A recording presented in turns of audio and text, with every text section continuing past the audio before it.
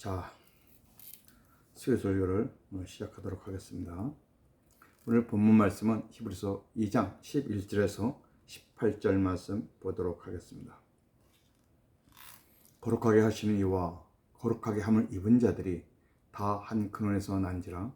그러므로 형제라 부르시기를 부끄러워하지 아니하시고 이르시되 내가 주의 이름을 내 형제들에게 선포하고 내가 주를 교회 중에서 찬송하리라 하셨으며 또다시 내가 그를 의지하리라 하시고 또다시 볼지어다 나와 및 하나님께서 내게 주신 자녀라 하셨으니 자녀들은 혈과 육에 속하였으며 그도 또한 같은 모양으로 혈과 육을 함께 지니심은 죽음을 통하여 죽음의 세력을 잡은 자 곧 마귀를 멸하시며 또 죽기를 무수함으로 한평생 매어 종노릇하는 모든 자들을 놓아주려 하심이니 이는 확실히 천사들을 붙들어 주려 하심이 아니요 오직 아브라함의 자손을 붙들어 주려 하심이라.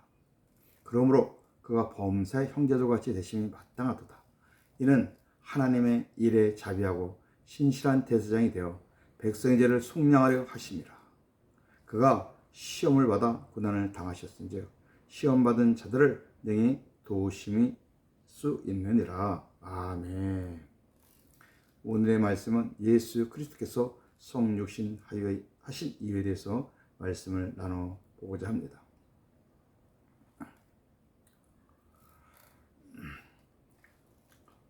자, 본문 11절 말씀 한번 보겠습니다. 거룩하게 하신 이와 거룩하게 함을 입은 자들이 다 한 근원에서 난지라. 그러므로 형제라 부르시기를 부끄러워하지 아니하시고. 아멘.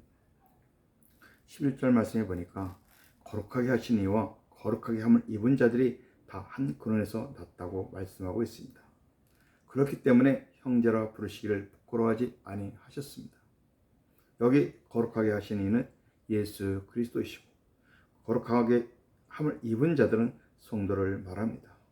예수 그리스도와 성도들은 다 한 근원에서 났습니다. 바로 하나님 아버지부터 났다는 말씀이죠. 예수 그리스도는 하나님의 독생자로 성도는 하나님의 양자로 아버지는 같습니다. 자, 우리가 잘 아는 로마서 8장 14절에서 17절 말씀 보겠습니다.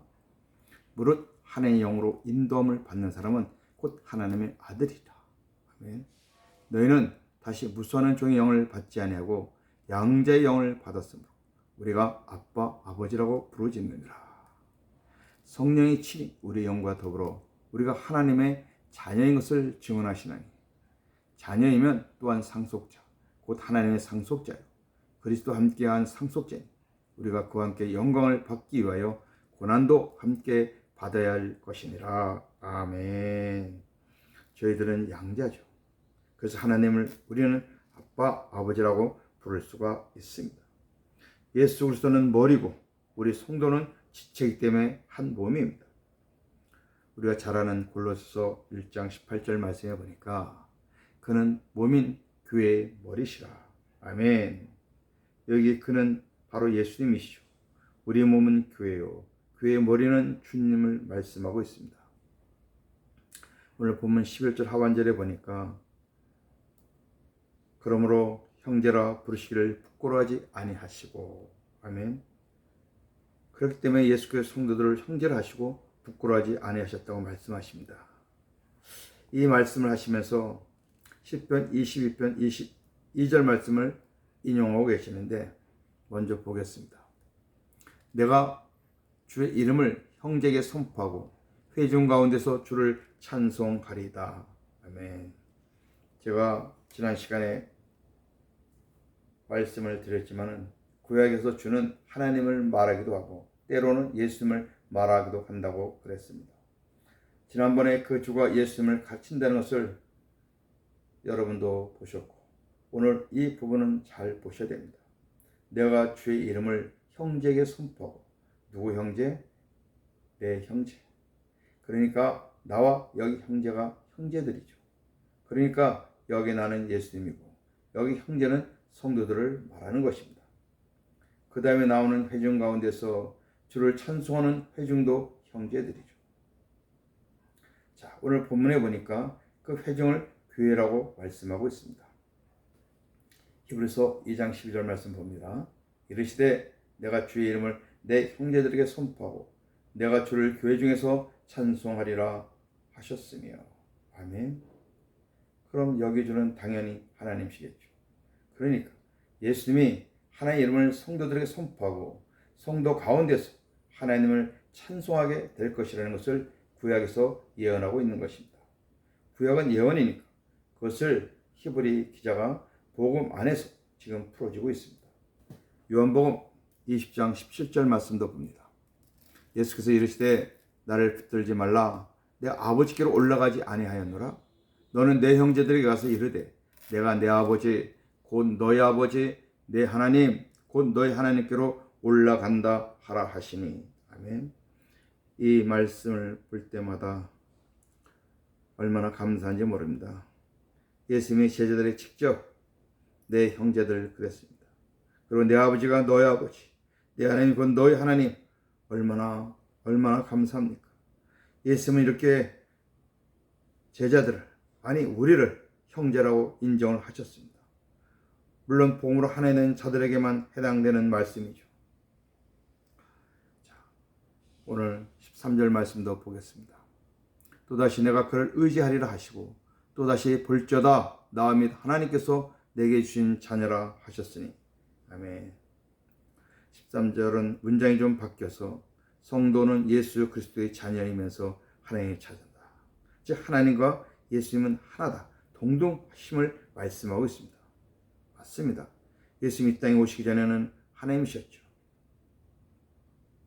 오늘 본문에 또다시 내가 그를 의지하려 하시고 또다시 볼지어다 나와 및 하나님께서 내게 주신 자녀라 하신 말씀은 우리가 이사야 8장 17절 18절 말씀을 히브리 기자가 인용한 말씀입니다. 자, 보겠습니다. 이사야서 이제 야곱의 집에 대하여 얼굴을 가리신 여호와를 나는 기다리며 그를 바라보리라. 보라, 나 및 여호와께서 내게 주신 자녀들이 이스라엘 중에 징조와 예표가 되었나니 이는 시온산에 계신 만군의 여호와께로 말미암은 것이니라. 아멘.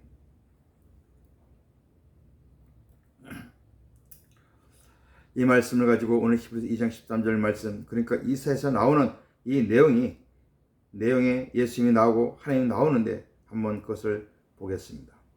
히브리서 기자가 인용했는데 여기 나는 여호와를 나는 기다리며 그를 바라보리라. 아멘. 여기 나가 예수님이셨음을 말씀을 드렸습니다. 이렇게 히브리 기자가 말을 하는 거죠. 그는 여호와 하나님을 가리켰습니다. 왜 이렇게 비유적으로 말씀을 하느냐? 곧 이어보니까 징조와 예표가 되었다고 그랬습니다. 바로 그림자를 말씀하고 있습니다. 즉 예수님이 오시기 전에는 이렇게 표현했어요. 바라보리라 그랬는데 히브리 기자는 이것을 의지하리라 같은 뜻이죠. 바라보리라 의지하리라. 즉 예수님은 아들로서 하나님을 바라보시고 의지하셨다는 말씀입니다. 그리고 나 및 여호와께서 내게 주신 자녀들을 라고 말씀을 하셨습니다. 나 및 여호와. 오늘 히브리 기자는 하나님이라고 그랬습니다. 예수님과 하나님은 동등하시다는 말씀입니다. 영혼사적으로도 동등하십니다. 그런데 또 내게 주신 자녀들, 예수님에게 주신 자녀들, 이 땅에 주님을 따르는 자들은 다 주님의 자녀고 궁극적으로는 하나님의 자녀입니다. 그러니까 한마디로 무엇입니까? 성도는 하나님의 자녀도 되지만 예수 그리스도의 자녀도 된다는 말씀이죠. 이해가 되시겠습니까? 이렇게 히브리서는 구약의 말씀을 인용을 참 많이 하고 있기 때문에 우리가 이 히브리서를 통해서 다시 역주행으로 구약을 보면은 이 구약이 보이는 거죠. 아, 이게 예수님이셨구나 하는 것을 알 수가 있게 되는 것입니다.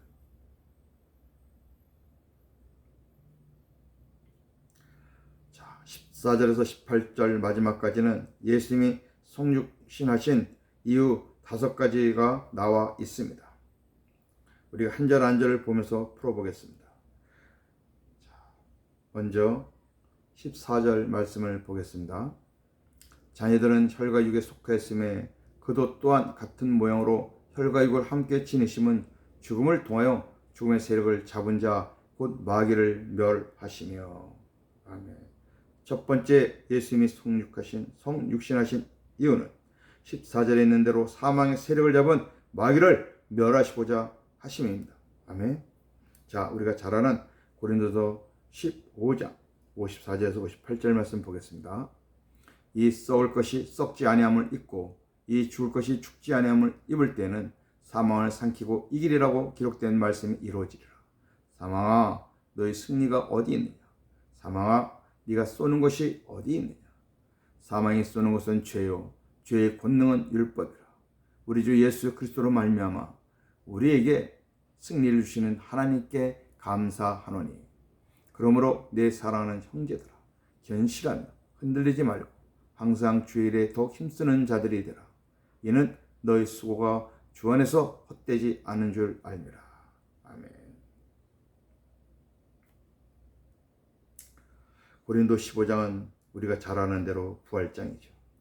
예수님이 부활하심으로 사망은 끝난 것입니다. 사망은 마귀란 놈이 딱 잡고 있는 무기였습니다. 세상 사람들은 이 사망에 대해서 다 겁을 냅니다. 두려워합니다. 왜 그렇지 않겠습니까? 죽음에 대해서 두렵지 않은 사람이 어디 있겠습니까? 그러나 예수 그리스도의 부활이 나의 부활이 된 사람은 두렵지 않습니다. 왜 그렇습니까? 주님이 없는 사람들은 사망이 끝이지만 우리는 그 사망이 끝이 아니라 우리도 장차 예수님처럼 부활할 수 있기 때문입니다. 이것이 반드시 거쳐가는 과정일 뿐이죠. 그런데 사망은 율법이란 놈이 계속 역사하고 있습니다. 율법은 우리 인간이 할 수 없는 것을 자꾸 하라고 재촉하는 거죠. 그런데 우리가 어떻게 사망을 이길 수 있습니까? 율법을 아무리 줄줄줄 외워도 어떻게 죽음을 이길 수 있습니까? 못 이겨요. 율법으로는. 복음이 되어야만, 복음을 알아야만, 주님이 내 안에 계셔야만, 내가 새로운 사람이 되어야만 그때 우리가 죽음을 이길 수 있는 사람이 되는 것입니다. 그래서 지금 고린도전서 15장은 예수님의 부활을 근거로 이제 사망은 끝났다. 부활하신 예수님이 승리하셨다. 예수님이 땅에 오신 것은 이렇게 사망의 세력을 잡은 마귀를 없애려고 오셨다는 것을 말씀하고 있습니다. 두 번째는 율법 아래에서 종노릇하는 사람들을 구원하시려고 오셨습니다. 자, 15절 말씀 보겠습니다. 또 죽기를 무수함으로 한평생 배워 종노릇하는 모든 자들을 놓아주려 하심이니. 아멘. 자, 이 말씀을 갈라디아 4장 3절에서 7절 말씀도 함께 보겠습니다. 이와 같이 우리도 어렸을 때 이 세상의 추동 학문 아래에 있어서 종노릇하였더니 내가 참에 하나님 그 아들을 보내사 여자에게 나게 하시고 율법 아래 나게 하신 것은 율법 아래 있는 자들을 속량하시고 우리로 아들의 명분을 얻게 하려 하심이라. 너희가 아들이므로 하나님이 그 아들의 영을 우리 마음 가운데 보내사 아빠 아버지라 부르게 하셨느니라. 그러므로 내가 이후로는 종이 아니요 아들이니 아들임은 하나님으로 말미암아 유업을 받을 자니라. 아멘. 율법 아래서 종노릇하는 우리들을 구원하시려고 예수님이 율법의 저주를 다 받으신 거죠. 그래서 이제 우리가 율법을 지켜서 의로워지려고 애쓸 필요가 없게 되었습니다.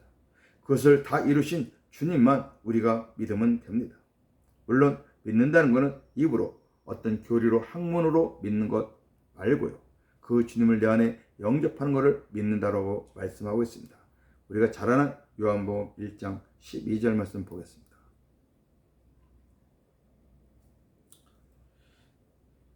영접하는 자, 곧 그 이름을 믿는 자들에게 하나님 자녀가 되는 권세를 주셨다고 말씀하셨죠. 그렇습니다. 예수님의 이름을 믿는 자들은 그 이름을 영접하는 것입니다. 세 번째는 16절 말씀인데 아브라함의 자손들이 성도들이죠. 아브라함의 자손들을 붙들어 주시기 위해서 예수님이 오셨다고 말씀하고 있습니다. 자, 16절 말씀 보겠습니다. 이는 확실히 천사들을 붙들어 주려 하심이 아니요 오직 아브라함의 자손을 붙들어 주려 하심이라. 아멘. 자, 이 말씀을 갈라디아 3장 6절에서 9절 말씀을 통하여 더 보겠습니다. 아브라함이 하나님을 믿음에 그것을 그에게 의로 정하셨다함과 같으니라. 그런즉 믿음으로 말미암은 자들은 아브라함의 자손인 줄 알지어다. 또 하나님이 이방을 믿음으로 말미암아 의로 정하신 것을 성경이 미리 알고 먼저 아브라함에게 복음을 전하되 모든 이방인이 너로 말미암아 복을 받으리라 하였느니라. 그러므로 믿음으로 말미암은 자는 믿음이 있는 아브라함과 함께 복을 받느니라. 아멘. 아브라함 하나님이 믿음의 조상으로 세우셨습니다. 그리고 그 하나님은 뭐라고 말씀하십니까? 복음을 전했다는 것입니다. 최초의 복음을 받은 사람은 아담이지만 아담은 인류의 시조일 뿐이지 믿음의 조상은 아닙니다. 믿음의 조상은 아브라함입니다. 그래서 아브라함이 받은 복음은 뭐냐? 바로 예수 그리스도에 대한 복음입니다. 아브라함이 예수 그리스도를 믿은 것이죠. 내 씨에서 많은 사람이 번성하고 내 씨로 말미암아 천하 만국이 복을 받고 그것이 다 예수에 관한 복음 아닙니까? 그것을 믿은 것입니다. 그러니까 아브라함이 예수를 믿었기 때문에 아브라함이 믿음의 조상입니다. 그렇다면 우리가 동일하게 예수를 믿는다면 우리가 육적인 혈통은 아니지만 믿음 안에서 우리가 아브라함의 후손이 되는 것이죠. 그런 아브라함의 자손들, 믿음 안에서 성도가 된 사람들을 붙들어 주시기 위해서 예수님이 오셨습니다. 예수님이 천사를 붙들어 주기 위해서 성육신 하신 것이 아닙니다. 오늘 본문 16절에 보니까 천사를 붙들어 주려 하심이 아니라고 말씀하셨습니다. 천사는 하나님의 아들도 아닙니다. 또한 예수님의 형제도 아닙니다. 그냥 종이에요. 우리 성도는 하나님의 아들이고 예수님의 형제라고 분명히 말씀하셨습니다. 예수님께서 성육신 하신 것은 바로 저와 여러분 같은 성도들을 붙들어 주시기 위해서입니다. 아멘. 자, 네 번째는 17절 말씀인데 사람에게는 자비하고 하나님께는 충성된 대제사장이 되셔서 백성의 죄를 속량해 주려 오셨다고 말씀하고 있습니다. 자, 17절입니다. 그러므로 그가 범사에 형제들같이 되심이 마땅하도다. 이는 하나님의 일에 자비하고 신실한 대제사장이 되어 백성의 죄를 속량하려 하심이라. 아멘. 이 말씀은 히브리 4장 14절에서도 말씀하고 있는데 같이 봅니다. 그러므로 우리에게 큰 대제사장이 계시니 승천하시니 곧 하나의 아들 예수시라. 우리가 믿는 도리를 굳게 잡을지어다. 아멘. 자비라는 말은 다른 말로 말하면 사랑이죠. 사랑. 성경의 자비와 사랑은 같은 의미로 쓰고 있습니다. 사람들을 사랑하시고 그 다음 하나님께는 충성이죠. 대제사장 그리고 히브리 4장에서는 큰 대제사장. 그래서 일반적으로는 대제사장은 레위 지파의 대제사장 아론을 얘기하는 것입니다. 그런데 예수님은 똑같은 대제사장인데 이제 교인들이 혼동할까봐 어떻게 표현했습니까? 큰 대제사장, 큰 대제사장이라고 표현하고 있습니다. 마지막으로 예수님 오신 목적은 신이 시험을 받으심으로 시험받는 자들을 능히 도우시고자 오셨습니다. 자, 오늘 본문 18절 말씀 보겠습니다. 그가 시험을 받아 고난을 당하셨은지요 시험받는 자들을 능히 도우실 수 있느니라. 아멘. 자, 이 말씀도 히브리서 4장 15절 말씀을 통해서 같이 보겠습니다. 우리에게 있는 대제사장은 우리의 연약함을 동정하지 못하실 리가 아니요 모든 일에 우리가 똑같이 시험을 받으신 이유되 죄는 없으시느니라. 아멘. 예수님이 이 땅에 사시는 동안에 죄가 없었어요. 예수님이 죄인이 된 것은 십자가에서요. 모든 죄를 담당하신 것은 십자가입니다. 죄가 없어요. 예수님이 죄가 있었다면 큰일 나죠. 십자가에서 모든 인류의 죄를 다 짊어지신 것입니다. 그 전까지, 즉 십자가 직전까지는 예수님은 죄를 알지도 못하신 분입니다. 그럼에도 불구하고 인간의 몸으로 오셨기 때문에 인간이 받으실 모든 고난, 시험을 다 받으셨습니다. 죽음까지 받으셨으니까. 인간의 최고의 고난이 죽음 아닙니까? 그 죽음까지 다 받으셨습니다. 그렇기 때문에 그걸 받으시고 우리 안에 오셨기 때문에 우리의 시험을 그분이 도우실 수가 있겠습니다. 여러분, 누가 상담을 할 때 내가 겪은 것을 물어보면 답할 수가 있어요. 왜? 경험자니까. 근데 내가 경험해보지 않은 거는 어려워요, 말하기가. 그냥 누구에게 들었는데 뭐 책을 보니까 이렇습니다. 그렇게들 말하는 것이죠. 자신이 배운 것 같고 상담해 주는데 그것에 생명이 있겠습니까? 근데 예수님은 어떤 생각으로 하시는 것이 아니지 않습니까? 직접 모든 것을 겪으셨습니다. 피곤하심도, 배고프심도, 잠을 못 주무심도, 때로는 울기도 하시고 분노도 하시고 십자가의 고난과 수치와 멸시, 죽음까지도 다 겪으셨습니다. 근데 저와 여러분들의 시험과 고난을 그분이 도와주지 못하실 이유가 없겠죠. 그런데 그런데 그분께 내놓으세요. 상담을 받으십시오. 그분께 맡기십시오. 그러면 다 해주시는데 왜 그렇게 하지 않냐는 겁니다. 우리는 내가 다 하다가 결국 진행을 다 빼게 한 다음에 나중에 이제 주님께 맡게 되지 하고 뒤늦게 맡기게 되는 것입니다. 그냥 일찍 맡기십시오. 자, 예수님이 성육신하신 이유가 5가지인데, 첫째, 사망의 세력을 잡은 마귀를 없애고자 하고, 또 율법 아래서 종노릇하는 자들을 구원하시고, 아브라함의 자손들인 성도들을 붙들어 주시고자 오해합니다. 또 사람에게 자비하시고 하나님께 충성된 큰 대장이 되셔서 백성들의 죄를 속량하시고자 합니다. 또 친히 시험을 받으시기 때문에 모든 시험 받는 자들을 능히 도우시려고 우리 주님이 오셨습니다. 할렐루야. 자, 오늘 말씀을 정리해 보겠습니다.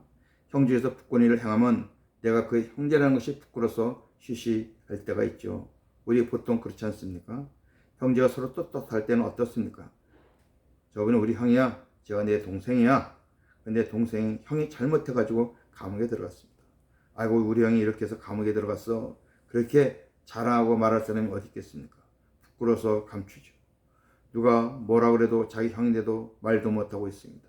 그게 보통 일반적인 것입니다. 상식적인 일이죠. 근데 오늘 11절에 예수님이 우리를 형제라 부르시기에 부끄러워하지 않으신다는 것입니다. 얼마나 감사한 말씀입니까?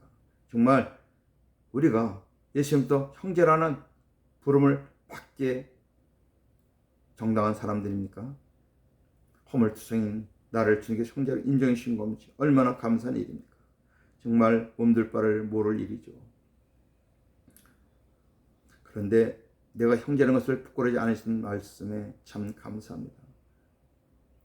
이 모든 은혜는 예수님과 내가 하나가 되는 복음 안에서만 이루어지는 것이지, 예수님이 성육신 하신 것은 천사들을 위함도 아니고 아브라함의 믿음의 자손인 성도들만을 위해서, 바로 저와 여러분들 위해서 그렇게 하신 것입니다.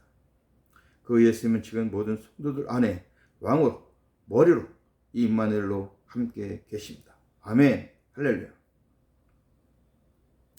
오늘도 주 안에서 복음으로 승리하는 모든 성도 되시기를 주님의 이름으로 축원합니다. 아멘. 기도하겠습니다. 하나님, 오늘 말씀 참으로 귀한 말씀입니다.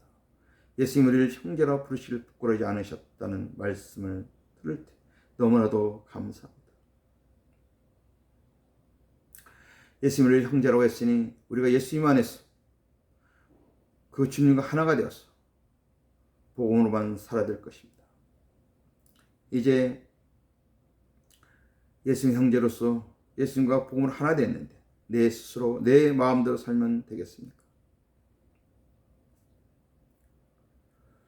우리가 어딜 가든지 임마누엘 하신 주님이 내 안에 계심으로 당당하게 하나님의 자녀로, 예수님의 형제로, 예수님의 친구로 얼마든지 멋지게 종된 삶을 살 수가 있게 되었음을 믿고 우리의 삶이 더욱더 주 안에서 하나 되고 복음을 마음껏 누리며 승리하는 삶을 살아가게 하여 주시옵소서. 모든 말씀을 예수님의 이름으로 간절히 기도드립니다. 아멘. 할렐루야. 모든 영광을 하나님께 올리겠습니다. 아멘. 아멘. 감사합니다.